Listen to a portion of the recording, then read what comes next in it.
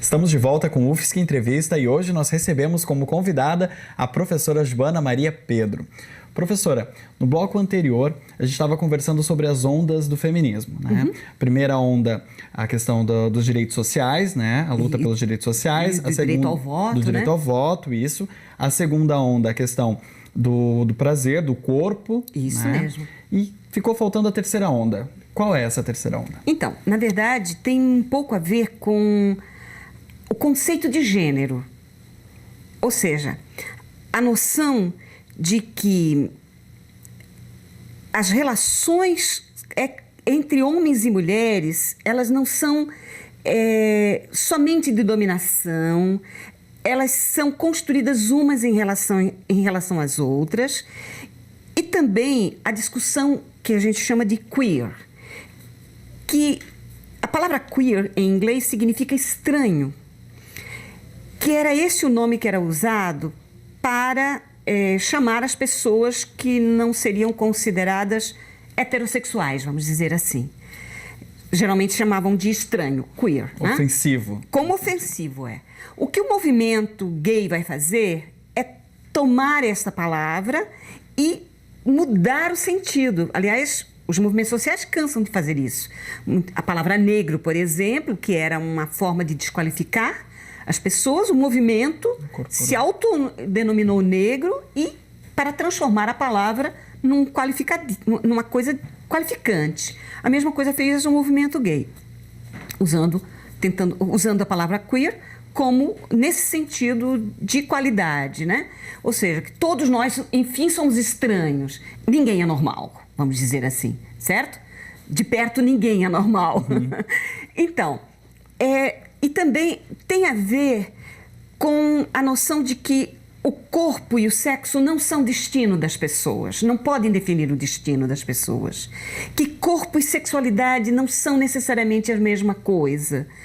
Que o amor não tem fronteiras, não tem sexo, não tem cor, ele é amplo, diverso e ele transita, ele se desloca, ele não está o tempo todo num determinado momento, o tempo todo num determinado lugar. Uma questão da aceitação do amor em todos os seus sentidos, todas as suas formas de se expressar. Isso mesmo. E, professor, até a gente teve recentemente o depoimento do Papa Francisco, que veio ao Brasil, que ele não declarou oficialmente que é a favor dos gays, mas que eles precisam ser abraçados também pelos cristãos.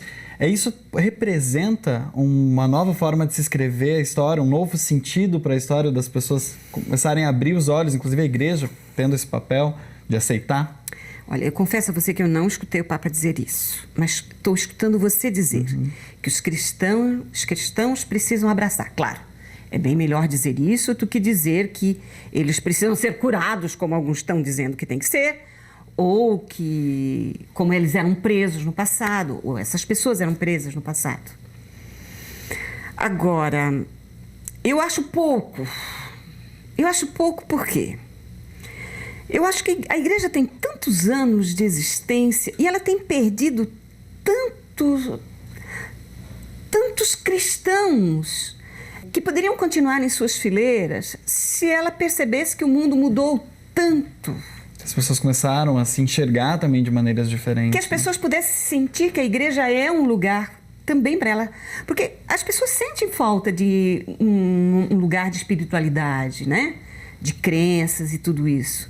E eu fico pensando como a igreja tem perdido adeptos, perdido pessoas com sua intolerância. Eu espero que embora eu tenha minhas dúvidas, que este seja um momento de pelo menos uma caminhada numa direção de uma aceitação maior. Eu não vou nem falar de tolerância, porque a tolerância, às vezes a gente usa essa palavra para dizer de algo que a gente até aceita, mas com uma certa reserva. Por que isso? Porque são seres humanos. E eu fico pensando, as pessoas ganham medalhas nas guerras por matar os outros e vão ser desqualificadas por se amar. É uma coisa muito... que não cabe na cabeça da gente, né? Eu acho que, em termos históricos, a igreja tem perdido muito com esta posição contrária. Posição rígida, né? E conservadora, no caso. Professora, e sobre a questão ainda, a gente já falou um pouco sobre a questão dos métodos para reprodução, né, para o sexo como prazer, e também sobre a questão do direito ao casamento dos homossexuais. Como que a professora enxerga isso? É um direito, uma conquista? Como que é? Eu, como historiadora, eu acho graça disso. Por quê? Deixa eu lembrar uma coisa. Nos anos 70, os movimentos hippies e os movimentos de jovens na época eram contra o casamento. A discussão era contra o casamento. Aí, nos dias de hoje, quem quer casar são os gays. Eu acho muito engraçado isso. Agora, é um direito. Por que não? E eu até entendo por quê.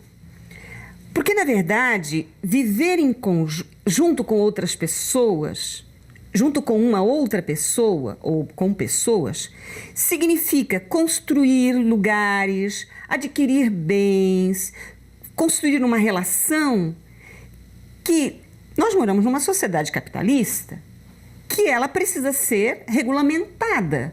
Significa direitos. Duas pessoas moram juntas e uma morre ou separa.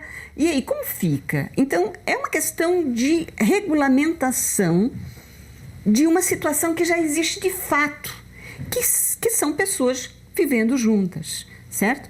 Mas eu sempre acho interessante que quem está querendo casar são os gays, né? E, na época, era interessante que nos anos 70 a crítica era justamente contra o casamento, era para destruir o casamento. Hoje em dia é o contrário, né?